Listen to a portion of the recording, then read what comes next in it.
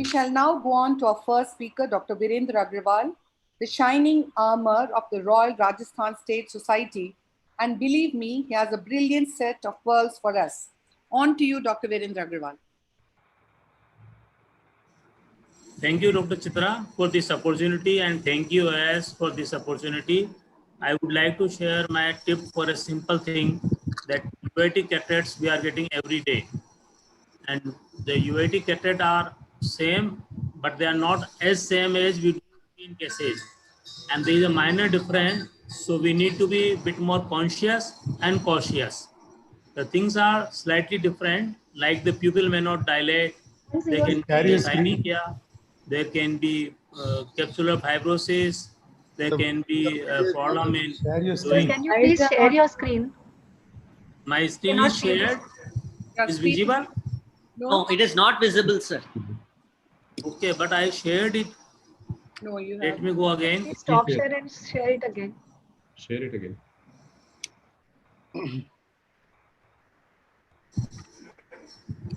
Can you see my screen now? No. No, sir. Sir, Not please yet. click on the green. Okay, just a minute. Button, the green button on the. Yeah. Can now- you see now? So I'll start from the beginning. Yes. Thank you once again. So UAT cataracts are slightly different than the normal cataracts. We see the cataracts are having a good dilatation of the pupil, good glow many times, and because of that the things become ease. But in UAT cataracts the difference is I need to be quiet before surgery. There may be an inflammation which will get exaggerated post surgery, so I should be quiet. I prefer to keep it quiet for 3 months, and the pupil may not be having a normal as you wanted. So you require to dilate, or you have to do all efforts. Sometimes you require hooks, rings. I don't prefer in UAT cataracts, but simple synechiolisis and a dilation by stretching may be sufficient in some patients. It may not be in all. The visco may help by doing a visco dissection and visco mydriasis also. I will show these small clips for these all. Initially, I showed you a mechanical one. Now I'm just doing a visco, which is going through the non-synechial area behind the pupil. It should not go very deep in the posterior part. It should go just inside the pupil and try to dissect. And after doing this dissection, it may happen that you may be able to achieve this much size of pupil. Many of the UAT cataracts are soft cataracts.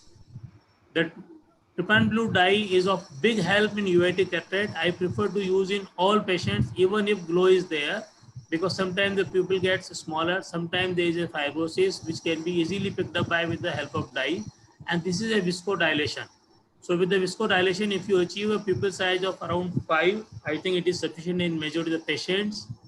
You may not be able to do the rhexis with needle only, so the forceps is a must on the table, and many times it is required and may be of big help.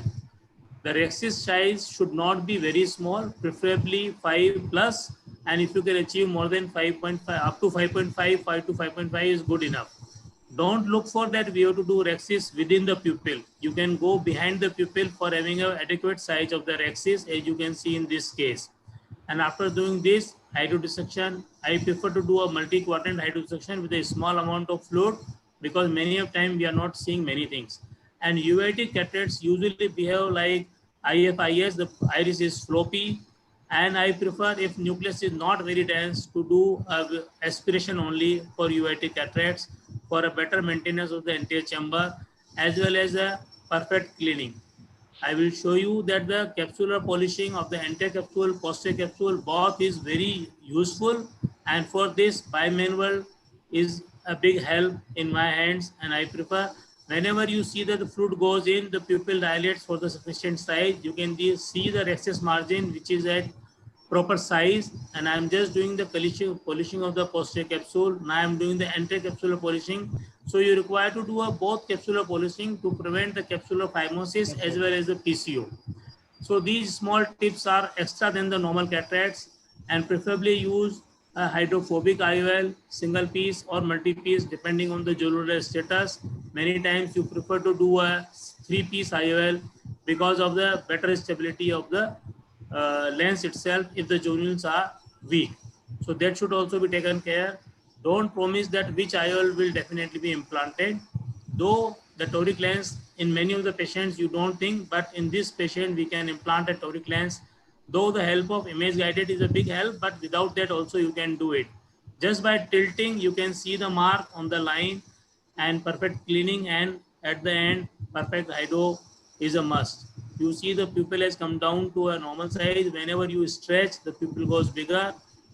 Take care that intraoperatively manipulation is done. So if they need more steroid than a normal patients, they are just checking the axis with the Callisto. Without Callisto also it can be done, but I have it, so I used it. The only thing is that be bold in using steroids pre-op and post-op, and sufficient steroid is a must in uveitic cataracts to get better results and quiet eyes. Thank you once again. Thank you, Dr. Virendra Agarwal. That was a very explicit tips for uveitic cataract. Even earlier days, I may have stretched the pupil too, but I think with the present understanding which you have, I think I would do a synechulisis, a viscomydriasis, and if that's enough, a size of pupil to deal with the cataract, I wouldn't stretch the pupil because it makes the iris more floppy. It's just a thought. And so how long would you give your steroid drops, steroids before the surgery and after the surgery with mode of delivery? Would you do it as a rule? Before surgery, if any time there is an attack of uveitis, we treat it and wait for 2 to 3 months minimum for quiet eyes. Preferably 3 months quiet eyes gives better results, and you require cost of steroids lesser than the inflamed eyes. So the eye should be quiet just for the safety of the cost of steroids should be in a lower dose. You may require a topical, you may require intravitreal, you may require subtenon, or you may require systemic antibiotic steroids for treatment of the post-op inflammation. And on the day of the surgery itself should be given a systemic antibiotic, the steroids. I prefer to use Visolon 60 milligram minimum on the day of surgery. And after day of surgery, we can see how much is required. Sometimes we require more than that. Usually we require 1 milligram per kg body weight, but we can go up to 1.5 safely. And some of the patients already may be on a systemic steroids of a very low dose if they are having some associated disorder for which steroids is already there. So they should need to be increased before surgery. So in those cases who are on steroids before, we do 3 days prior the increase in the Visolon or systemic steroid, and the day of surgery itself we make it to 60. And after that we decide on the outcome of the inflammation on the next day itself. Here I would like to say most of the patients we use dexamethasone in a normal cases, but in these cases, Predfort or Duronate or the no financial interest in a brand name, but that can be required. So you require to grade the steroid, the frequency of steroid, and atropine is kind of a must in all uveitic cataract. Though in routine cases we are never using atropine nowadays, but for uveitic cataract, atropine is required. So that should be taken care. So would you do an OCT macula before the surgery? Yeah, that is a very good thing. I missed it because I just wanted to mention the surgical things, but OCT macula should be tried before surgery in all patients, and preferably if it is not done, do it on the day one. So later on you can know that the inflammation or the reason of uveitic is increasing the macular edema or not. Because sometimes whenever you do after 10-15 days, there can be mild edema which was pre-existing and you are not sure that it has increased. So it is better to document on OCT the macula before surgery, first day of surgery, and then frequently whenever you feel that the vision is not improving or vision has deteriorated after improvement.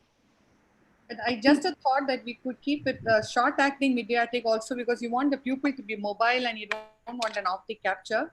So maybe optic capture, if it is in bag, then optic capture is a rarity. But sometimes it can be that the iris is too floppy and it tries to go behind. But short-term Mediatic may not be able to control full inflammation. So we initially use atropine for control, and if it is very controlled, then we can taper it off very soon. I just want to add one thing, Chitra. Here, sometimes what happens is when you strain the anterior capsule, you realize that there's also a membrane which is there, which is bound by the sphincter of the pupil, and then you have to remove that first, and that is called as the Osher's membrane in these uveitic cataract cases, and then subsequently, you do your capsulorhexis. So it is important that you remove that membrane which is there at the pupil. Yeah, I agree 100%. If it is a membrane, then remove the membrane. It itself may cause dilation of the pupil. Yes. What is the lens of choice in uveitic cataracts? Because there are few things to be considered. One is the material itself, whether it reduces inflammation. You have heparin modified, surface modified lenses also, which are set to, of course, the foldable lens, which is there, which is heparin modified right now is the Lucia. The other aspect is whether you want to use a single piece lens or a 3-piece lens, because most of these uveitic cataracts, prolonged chronic uveitis can have zonular weakness, and over a period of time, you can have subluxation or dislocation of the lens back complex. So if it's a 3-piece lens, then probably later on, if you want to refix it either with a glue dial Yamane technique, it may be more useful. So this is another point which I just wanted to. Sir, I just want to ask the expert panel here. Would you like to prefer still the multifocal IOL, which Viru sir was telling in his talk, especially in cases of uveitic eyes? Would you prefer? Because in infectious and non-infectious uveitis, especially non-infectious uveitis, the inflammation is bound to come back once we taper down from the steroids or from the immunomodulators or the biologics, whatever. And once it comes back, it's going to leave some pigments on the anterior capsule or the anterior surface of the lens. And so I just want to ask the panel, would you prefer putting a multifocal in a case of uveitic eye, especially non-infectious uveitis?